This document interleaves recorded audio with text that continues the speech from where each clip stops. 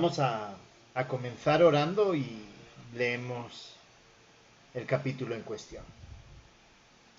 Dice así: gracias bendito Señor por el día de hoy, gracias por habernos permitido llegar al final del mismo. Gracias Señor también por poder continuar con el libro de Jeremías. Y Señor, te pedimos que nos ayudes a entender, que nos des no solo entendimiento de tu palabra, sino también háblanos a nuestro corazón. Señor, que lo que vamos a leer nos rete a vivir en santidad. Nos rete, Señor, a ser un ejemplo de cómo debemos de ser cristianos. Señor, porque te amamos. Ayúdanos, Señor. Lo pedimos en el nombre de Cristo Jesús. Amén. Pues hoy vamos a continuar con el capítulo 8. Estamos todavía, si se recuerdan, y yo creo que ya la semana que viene voy a volver a recordar cómo estaba la estructura. Ya estamos terminando dentro de lo que era la estructura de Jeremías. Recordemos que había una parte central y que esta primera parte, del capítulo 2 al 10, estaba hablando acerca del juicio contra Judá. Vimos a lo largo de los capítulos que les habló y les recordó el juicio contra Israel y cómo ellos aparentemente no habían entendido el mensaje y ellos estaban viviendo de una forma reprobable, estaban viviendo en pecado. Eso quiere decir que como que Dios no les permitió, no, o Dios no permitía el pecado, no, o sea, Dios es un Dios santo, Dios no quiere que pequen, pero obviamente el pecado estaba dentro de ellos, el pecado era parte de su esencia, y entonces Dios había establecido las ofrendas, el sacrificio para el perdón de pecados. Pero el problema era que abiertamente el pueblo de Judá estaba rechazando completamente al Señor. Y no solamente eso, sino que intencionalmente estaban pecando contra Él. Pero estaban pecando y no se arrepentían. Entonces Dios ya había hecho el juicio contra Israel. Ahora quedaba Judá.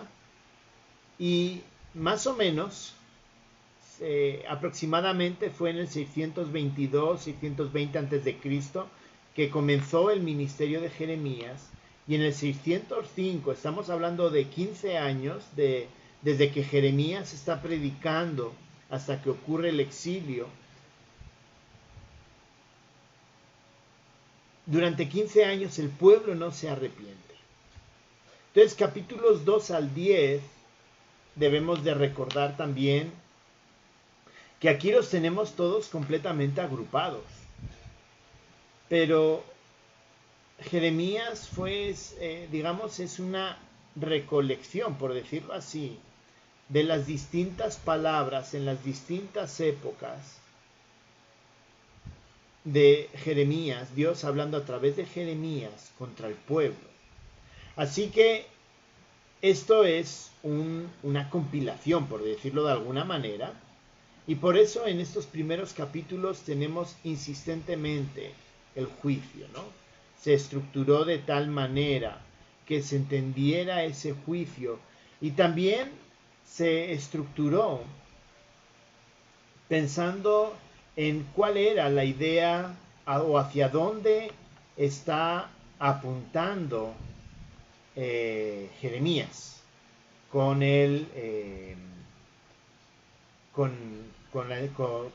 digamos con el libro escrito, ¿no?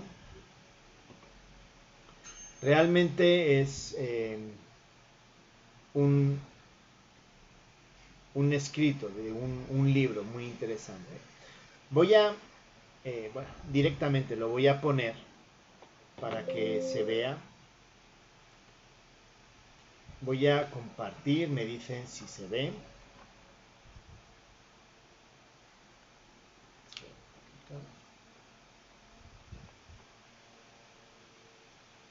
Aquí se ve.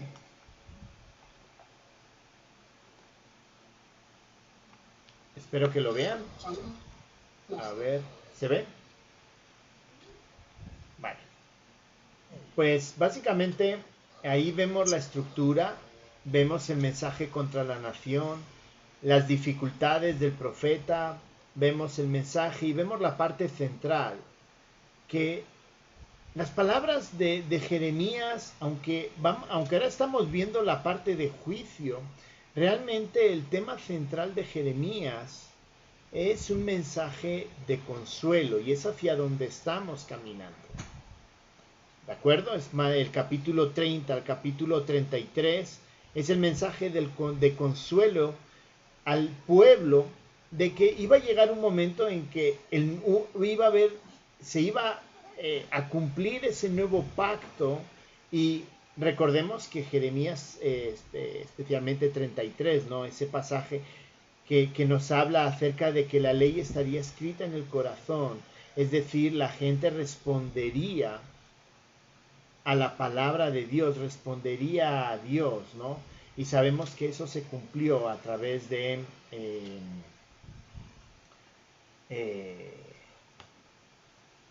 Espíritu Santo. Entonces, hacia eso está caminando Jeremías. Y aunque ahora parece muy duro estar leyendo juicio tras juicio tras juicio, la realidad es que el mensaje de Jeremías es un mensaje que apunta hacia la esperanza.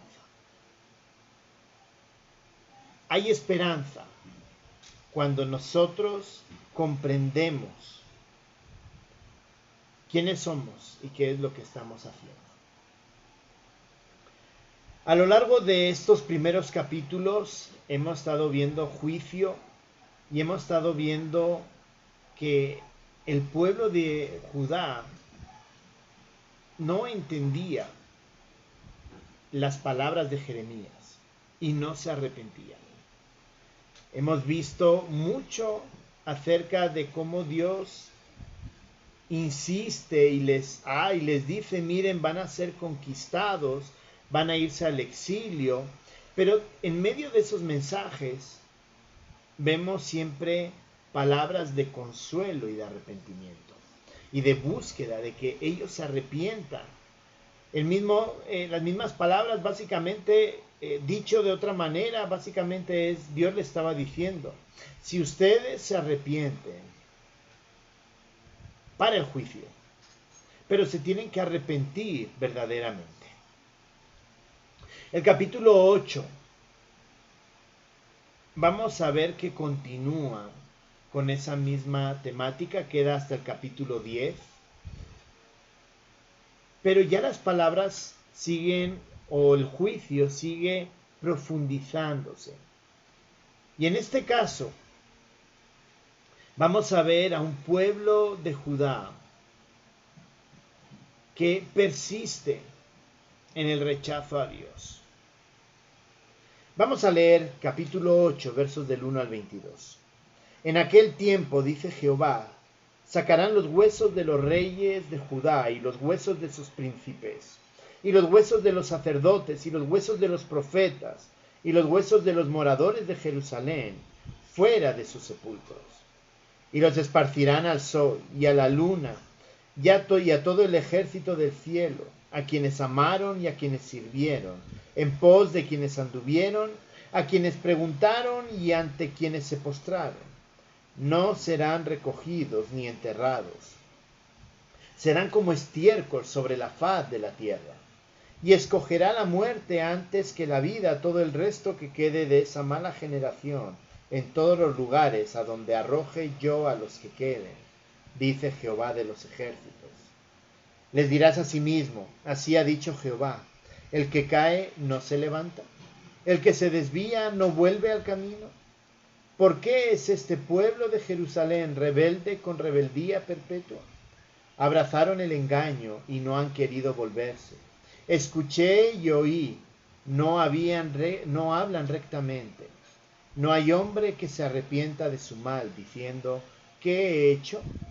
Cada cual se volvió a su propia carrera como caballo que arremete con ímpetu a la batalla. Aún la cigüeña en el cielo conoce su tiempo, y la tórtola y la grulla y la golondrina guardan el tiempo de su venida. Pero mi pueblo no conoce el juicio de Jehová. ¿Cómo decís, nosotros somos sabios, y la ley de Jehová está con nosotros? Ciertamente la ha cambiado en mentira, la pluma mentirosa de los escribas. Los sabios se avergonzaron, se espantaron y fueron consternados. He aquí que aborrecieron la palabra de Jehová. ¿Y qué sabiduría tienen? Por tanto, daré a otros sus mujeres y sus campos a quienes los conquisten, porque desde el más pequeño hasta el más grande, cada uno sigue la avaricia, desde el profeta hasta el sacerdote, todos hacen engaño. Y curaron la herida de la hija de mi pueblo con liviandad, diciendo, paz, paz, y no hay paz. ¿Se han avergonzado de haber hecho abominación? Ciertamente no se han avergonzado en lo más mínimo, ni supieron avergonzarse. Caerán, por tanto, entre los que caigan cuando los castigue, caerán, dice Jehová. Los cortaré del todo, dice Jehová. No quedarán uvas en la vid, ni higos en la higuera, y se caerá la hoja, y lo que les he dado pasará de ellos. ¿Por qué nos estamos sentados? Reuníos y entremos en las ciudades fortificadas y perezcamos allí, porque Jehová nuestro Dios nos ha destinado a perecer y nos ha dado a beber aguas de hiel, porque pecamos contra Jehová. Esperamos paz y no hubo bien, día de curación y he aquí turbación. Desde Dan se oyó el bufido de sus caballos, al sonido de los relinchos de sus corceles. Tembló toda la tierra y vinieron y devoraron la tierra y su abundancia, a la ciudad y a los moradores de ella. Porque he aquí que yo envío sobre vosotros serpientes, áspides contra las cuales no hay encantamiento, y os morderán, dice Jehová. A causa de mi fuerte dolor, mi corazón desfallece en mí. He aquí, voz del clamor de la hija de mi pueblo, que viene de la tierra lejana.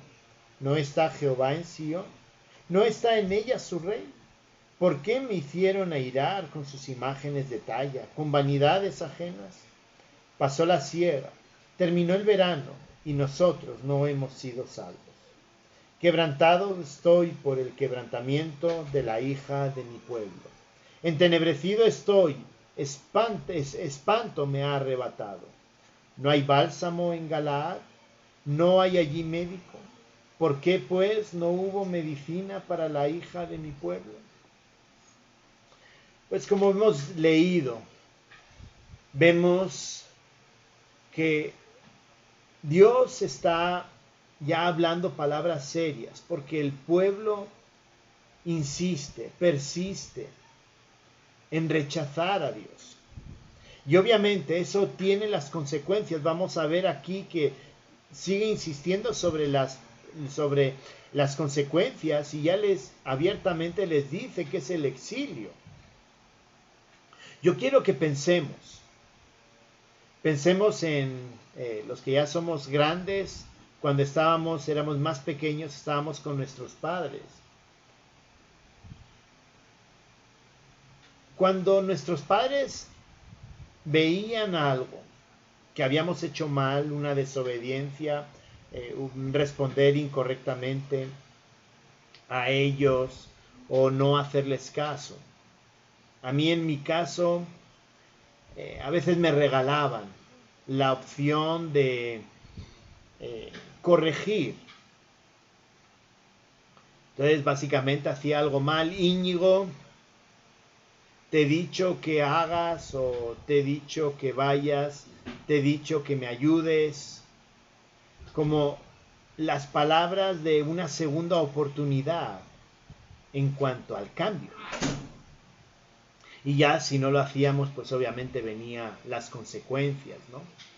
Pero vemos aquí que Dios en esos 15 años insiste y da muchas oportunidades. No sé si fue así exactamente, pero pongamos que en esos 15 años predicó o enseñó o habló las palabras de Dios sobre el arrepentimiento.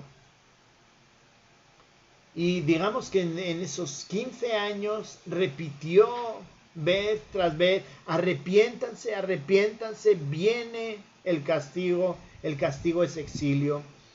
Dios les está dando la oportunidad de que ustedes cambien. Pero en este capítulo, en el 8, Dios justamente ya juzga contra ellos, o les dice a ellos, acerca de cómo ellos persistían en rechazar a Dios. Es decir, con todas las oportunidades que Dios les había dado, ellos seguían. Y nosotros, o la enseñanza que podemos ver para nosotros, es que cuando hemos pecado y entendemos que hemos hecho mal, nuestro llamado es arrepentirnos. Está bien, hemos hecho algo mal, Dios nos ha corregido a través de algunas circunstancias en la vida, a través de algo Dios nos ha llamado otra vez al orden. Lo que Dios quiere es que nosotros nos arrepintamos y cambiemos. Justamente lo que no quiere es que nosotros persistamos y sigamos repitiendo lo que estamos haciendo mal. Y a veces Dios tiene mucha paciencia con nosotros, porque realmente seguimos insistiendo y seguimos viviendo con esas actitudes pecaminosas. Seguimos, por ejemplo, queriendo hacer las cosas a nuestra manera. No queremos escuchar, simplemente queremos seguir haciendo las cosas a nuestra manera. Pues muchas veces Dios nos da toques y nos dice, Íñigo, hermano Alberto, hermano Héctor, hermana Aurora, hermano Ramiro, quien sea, cuidadito con esto. Cambia, arrepiéntete y ahora camina por donde yo te digo. Pero nosotros insistimos. Y vamos a ver que en este proceso de persistir en el pecado, quizá porque nos gusta, quizá porque como no vemos consecuencias inmediatas, aquí no pasa nada. Quizá porque a veces pensamos que lo que hacemos es bueno. No, yo lo que estoy haciendo es bueno, aunque el Señor está diciéndonos cuidado con lo que haces. Pues, en primer lugar, hablando acerca de cómo debemos de responder al Señor y no persistir en ese rechazo, es que debemos de tener claro que Dios va a castigar el pecado. Y hermanos, esto es algo que alguno puede decir o puede pensar, pero oye, mira, yo estoy viendo a fulano que su actitud no es correcta, que sus palabras no son correctas, que no está desarrollando un carácter, vamos a decir, como Dios manda, como Dios lo pide, vemos que sigue el pecado o que hay un pecado y no quiere hacer nada. Oye, pareciera que Dios se olvidó de fulano. ¿Por qué? O quizá lo pensemos en nosotros. Ya, pues miren, estoy haciendo eso, estoy mintiendo, estoy contando cosas que no son, estoy hablando chismes, que por cierto, en el Nuevo Testamento vemos que los chismes es un pecado, que lo califican de grave. Y lo califican dentro de los que, si no hay un verdadero arrepentimiento, es tan grave como el adulterio. No, y aquí no pasa nada, pues sigamos hablando mal, sigamos diciendo cosas que no son. Porque no hay consecuencias. Miren los 3 primeros versículos hablando acerca de que Dios va a castigar el pecado. Dice, en aquel tiempo, dice Jehová, sacarán los huesos de los reyes de Judá y los huesos de sus príncipes y los huesos de los sacerdotes y de los profetas y de los moradores de Jerusalén fuera del sepulcro. Y los esparcirán al sol y a la luna y a todo el ejército del cielo, a quienes amaron y a quienes sirvieron en pos de quienes anduvieron, a quienes preguntaron y ante quienes se postraron. No serán recogidos ni enterrados, serán como estiércol sobre la faz de la tierra. Y escogerán la muerte antes que la vida, y todo el resto que quede de esta mala generación en todos los lugares a donde arroje yo a los que queden, dice Jehová de los ejércitos. Miren, Dios va a castigar, a los vivos los va a arrojar fuera. Y adicionalmente está hablando de que a los muertos los van a desenterrar y a los que están vivos y mueran los van a dejar sin enterrar. Y debemos entender que no es tanto la preservación de los huesos, pero en cierto modo era una deshonra cuando a los muertos se les dejaban tirados. Una deshonra para los ancestros. Entonces, Dios está ya avisándoles de que va a haber un castigo. Y en este caso no le está diciendo, mira, ahora en media hora van a tener el castigo. Dios está hablando en perspectiva de lo que les va a pasar a ellos. Así que Dios castiga el pecado. Y quizá, como decíamos ahora, quizá tú digas, pero a mí no me está pasando nada, o ya llevo años haciendo lo mismo y no pasa nada. Míralo más, miremoslo más como que Dios teniendo misericordia, como Dios teniendo paciencia para que tú y yo nos arrepintamos de nuestro pecado. Porque el juicio puede llegar, el castigo puede llegar en cualquier momento.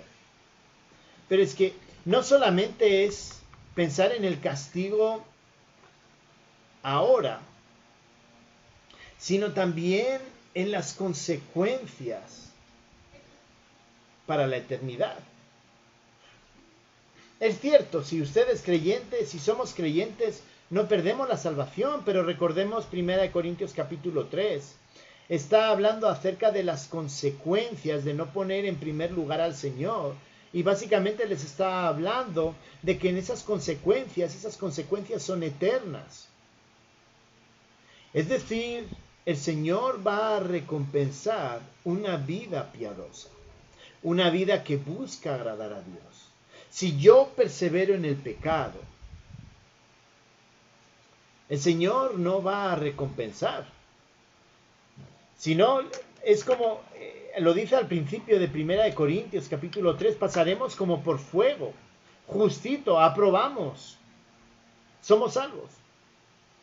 Pero es que el Señor quiere recompensarnos por haber vivido vidas que honraban a Él.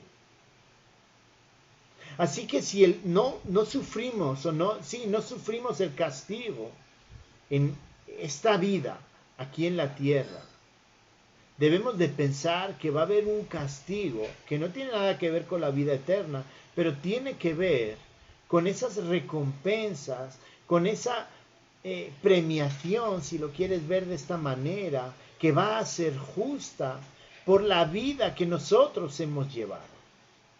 Y eso nos debe llevar a arrepentirnos. ¿Por qué? Porque nuestra intención debería de ser agradar a Dios, honrarle a Él, vivir vidas que realmente honren y glorifiquen a Él. ¿Por qué? Porque el pecado va a tener sus consecuencias. Así que si perseveramos, persistimos en vivir en pecado, en primer lugar, Jeremías nos está recordando que el pecado va a tener sus consecuencias. Y las consecuencias pueden ser presentes, pensándolo en nuestra vida ahora, o también pueden tener consecuencias en cuanto a esas recompensas por haber vivido o por haber tratado de vivir vidas que le honren y le glorifiquen a Él. Si estamos pecando, vamos a ver que lo que Dios nos invita es a arrepentirnos. Pero en segundo lugar,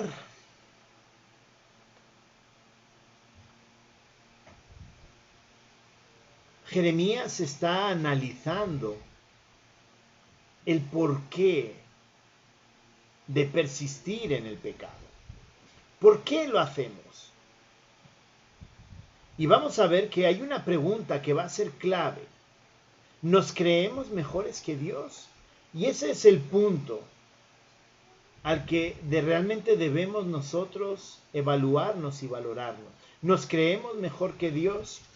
Versos 4 al 7 comienza hablando o comienza haciendo la pregunta: ¿por qué persistimos en el pecado? Dice: les dirás a sí mismo, así ha dicho Jehová, el que cae no se levanta, el que se desvía no vuelve al camino. ¿Por qué este pueblo de Jerusalén rebelde con rebeldía perpetua, abrazando el engaño y no han querido volverse? Escuché y oí y no hablan rectamente. No hay hombre que se arrepienta de su mal, diciendo: ¿qué he hecho? Cada cual se volvió a su propia carrera, como caballo que arremete con ímpetu a la batalla. Aún la cigüeña en el cielo conoce su tiempo, y la tórtola y la grulla y la golondrina guardan el tiempo de su venida, pero mi pueblo no conoce el juicio de Jehová. Básicamente estamos viendo que Jeremías, Dios a través de Jeremías, básicamente está preguntándoles: bueno, señores, ¿por qué ustedes no se arrepienten? O sea, el que se equivoca regresa, el que se desvía vuelve al camino. Si agarraste el camino incorrecto para ir de la ciudad A a la ciudad B, lo que haces es te regresas, buscas cómo regresarte al camino original. Pero aquí la pregunta que se hace Jeremías es: bueno, ¿por qué persisten en el pecado? Verso 5. Dice: porque es este pueblo de Jerusalén rebelde con rebeldía perpetua. Y utiliza una palabra muy interesante: perpetua. Perpetua es permanente. ¿Por qué este pueblo se mantiene rebelde de manera perpetua, permanente? ¿Por qué no hacen lo normal, que es volverse al camino? Y Jeremías está preguntando: bueno, ¿por qué si ustedes dicen ser el pueblo del Señor, por qué permanecen ahí? ¿Por qué siguen yendo a la batalla? ¿Por qué cada cual vuelve a su camino pecaminoso? Y creo que es una primera pregunta que debemos hacernos en medio de nuestra vida y evaluar cómo estamos viviendo nosotros. ¿Queremos persistir en el pecado o realmente queremos arrepentirnos? ¿Por qué hay ciertos hábitos, ciertas cosas que nos gustan, nos llaman la atención, a pesar de que quizá reconocemos que estamos pecando? Y el verso 8 y verso 9, que es donde les decía, está realmente la respuesta. Creo que es algo que nos debe hacer reflexionar mucho. ¿Cómo decís, verso 8, nosotros somos sabios y la ley de Jehová está con nosotros? Ciertamente la ha cambiado en mentira la pluma mentirosa de los escribas. Los sabios se avergonzaron, se espantaron y fueron consternados. He aquí que aborrecieron la palabra de Jehová. ¿Y qué sabiduría tienen? La respuesta que Dios da a por qué se persiste en el pecado es porque nos creemos más listos que Dios. Nos creemos mejores que Dios. Nosotros somos sabios y la ley de Jehová está con nosotros. Básicamente el pueblo estaba diciendo, no, nosotros tenemos a Dios, aquí no va a pasar nada. Ellos se creían que lo que la ley hablaba de las bendiciones y maldiciones no se iban a cumplir. En la época que está escribiendo Jeremías, el pueblo no está sufriendo de hambre. El pueblo estaba económicamente o políticamente en un contexto en cierto modo favorable. No estaban sufriendo crisis, no había nada, no había crisis económica, no había guerras, no había sequías. Aparentemente los cultivos daban su fruto, los animales daban sus crías. Entonces básicamente el pueblo dice, pero ¿para qué? ¿No ves que nos va bien? Aquí podemos seguir haciendo las cosas. Ellos se creían mejores que Dios. Se creían que lo que Dios había dicho que iba a hacer, no lo iba a hacer. Por eso en el verso 9 verso 8 habla acerca de que esos que han cambiado en mentira la pluma mentirosa de los escribas. Básicamente estaban diciendo lo que Dios ha dicho que va a suceder, no va a suceder. Eso es mentira. Miren cómo estamos. Miren lo bien que nos va. Se creían mejores que Dios. Se creían que sabían mejor que Dios las consecuencias de sus actos. Entonces básicamente ellos estaban diciendo, y por eso vamos a verlo más adelante, cuando habla acerca de esos profetas que hablaban acerca de que paz y prosperidad para el pueblo, Dios los juzga y les dice básicamente, ustedes no saben lo que están diciendo. Y es que el pueblo tenía como en mente, como no, o sea, pues si no nos ha castigado hasta ahora es porque no estamos haciendo las cosas tan mal. Y a veces a nosotros nos pasa exactamente lo mismo, hermanos. Pecamos. Y por eso esto es un trabajo personal, donde cada uno a la luz de la palabra debe evaluarse, y es lo que estaba haciendo Jeremías, evaluar al pueblo a la luz de la palabra. Debemos evaluarnos y reconocer en qué estamos pecando, arrepentirnos y seguir adelante. No creernos mejor que Dios, que porque no estoy sufriendo las consecuencias, Dios no va a actuar, Dios no va a castigar el pecado. Dios lo va a castigar, en algún momento lo va a hacer. Pero el Señor quiere que nos arrepintamos. Versos 10 al 13. Después de hacer esta pregunta retórica de que si se creían mejores que Dios, Jeremías les recuerda que Dios va a castigar ese rechazo. Por tanto, daré a otros sus mujeres. Miren las palabras tan duras. Y sus campos a quienes los conquisten. Están hablando ya de exilio, está hablando de que otro pueblo los va a conquistar. Ya está diciendo lo que va a pasar. Ya está anunciando el castigo. Porque desde el más pequeño hasta el más grande, cada uno sigue la avaricia. Desde el profeta hasta el sacerdote, todos hacen engaño. Y curaron la herida de la hija de mi pueblo con liviandad, diciendo, paz, paz, y no hay paz. No, aquí no pasa nada. Todo va bien. No se preocupen. Y Dios está diciendo, no hay paz, a pesar de que haya una aparente paz, realmente no hay paz, porque ustedes están pecando. ¿Se han avergonzado de haber hecho abominación? ¿Se arrepienten de su pecado? No, ciertamente no se han avergonzado en lo más mínimo, ni supieron avergonzarse. Caerán, por tanto, entre los que caigan. Cuando los castigue, caerán, dice Jehová. Los cortaré del todo, dice Jehová. No quedarán uvas en la vid, ni higos en la higuera, y se caerá la hoja, y lo que les he dado pasará de ellos. Así que ellos se creían que estaban por encima de Dios, que como no había consecuencias no iba a pasar nada, pero Dios les dice, sí va a haber consecuencias. Y el verso 14 al 17 siguen insistiendo, o sigue hablándoles acerca de cómo ese castigo se va a cumplir. ¿Por qué no estamos sentados? Reuníos y entremos en las ciudades fortificadas y perezcamos allí, porque Jehová nuestro Dios nos ha destinado a perecer y nos ha dado a beber aguas de hiel, porque pecamos contra Jehová. Esperamos paz y no hubo bien, día de curación y he aquí turbación. Desde Dan se oyó el bufido de sus caballos, al sonido de los relinchos de sus corceles tembló toda la tierra, y vinieron y devoraron la tierra, y su abundancia a la ciudad y a los moradores de ella. Porque he aquí que yo envío sobre vosotros serpientes, áspides, contra los cuales no hay encantamiento, y os morderán, dice Jehová. Así que el castigo sí se va a cumplir, de una manera o de otra. Y eso nos debe hacer llevar a nosotros a reflexionar.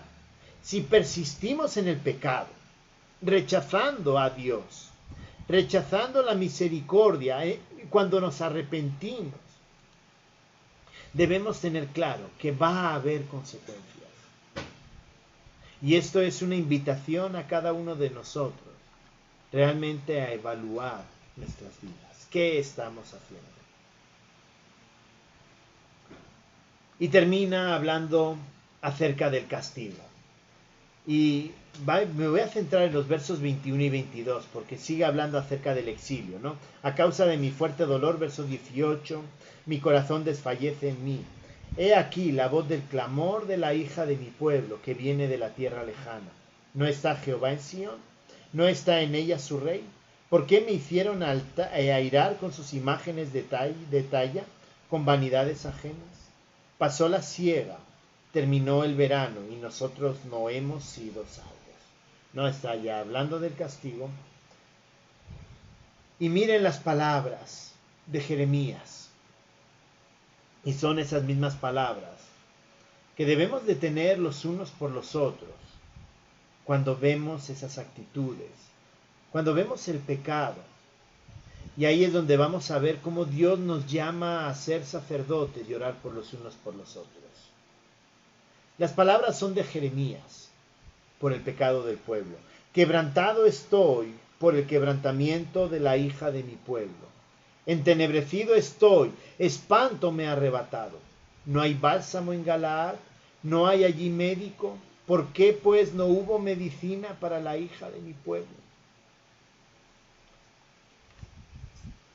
Jeremías está preguntándose, ¿por qué el pueblo no se ha arrepentido del pecado? Y eso es algo que nos debe llevar a nosotros, a preguntarnos, y nos debe llevar también a tomar acciones prácticas. Hermanos, vemos pecado, vemos personas que persisten y perseveran en el pecado. Debemos de preguntarnos por qué no hay. Y la mejor forma es orando, pidiendo que Dios ilumine la vida de esa persona y mi vida, para que Dios realmente evidencie en la vida de los demás y en mi vida ese pecado, y también nos ayude a que haya un verdadero arrepentimiento. El pueblo de Israel, de Judá, estaba pecando y Dios los va a castigar. Y básicamente la pregunta es, bueno, ¿por qué no hicieron caso? Hermanos, en medio de nuestras vidas, debemos orar y debemos pedirle al Señor que nos ayude a sacar, a evidenciar el pecado y que Él nos ayude también a tratarlo. Hay veces que no queremos, realmente no queremos que Dios actúe en nuestras vidas. Y también hay veces que Dios no puede seguir trabajando en nuestro carácter cuando nosotros no decidimos cambiar ciertos aspectos y ciertos pecados de nuestra vida. Así que, hermanos, realmente esto es un llamado a que con humildad pidamos a Dios que muestre, evidencie aquello que es pecado y deshonra a Dios. Y que realmente también nos dé la humildad a cada uno para cambiar. Y asimismo orar por los demás, por las demás personas, para que ellos también puedan cambiar, para que Dios también evidencie el pecado en su vida y pueda cambiar y transformarse cada vez más a imagen y semejanza de Cristo. Que no seamos como el pueblo de Judá, que el pueblo se creía mejor que Dios y que no le hacía falta arrepentirse de nada, sino que con humildad reconozcamos que no somos mejores que Dios y que lo necesitamos cambiar, necesitamos evaluar nuestras vidas. Que el Señor nos ayude. Pero, como les digo, estos mensajes van apuntando a la esperanza a través de la obra de Cristo. Si el Señor Jesucristo es el Señor de tu vida, tú tienes algo, al Espíritu Santo, que te puede dar ese discernimiento y que también te permite acercarte a Él y pedir perdón. Y si no lo tienes y reconoces que estás desobedeciendo al Señor, el Señor también te da la oportunidad de poder creer en la obra de Cristo en la cruz, para poder recibir el perdón por los pecados.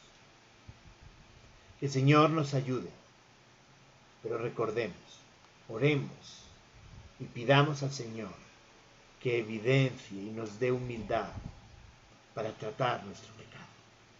Gracias, bendito Señor, por este mensaje, porque no solo es un mensaje de juicio, es un mensaje de esperanza para nosotros, un mensaje que nos va a ayudar a acercarnos a ti, a reconocer el pecado, a pedir perdón y a comprender que Jesucristo es quien nos puede dar esa salvación y ese perdón.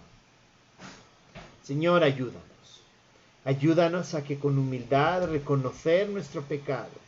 Señor, danos humildad para orar, para que el pecado se evidencie en nuestras vidas. Señor, te lo pedimos, por favor. Ayúdanos. En el nombre de Cristo Jesús. Amén.